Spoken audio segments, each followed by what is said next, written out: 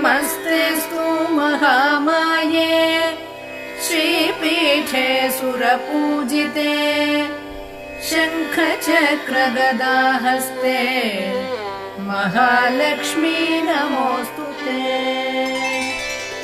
नमस्ते गरुडारूढे दोलासुरभयङ्करी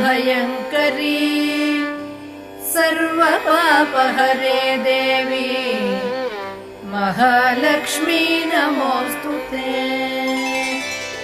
सर्वज्ञे सर्ववरदे सर्वदुष्टभयङ्करी सर्वदुःखहरे देवी महालक्ष्मी नमोऽस्तुते।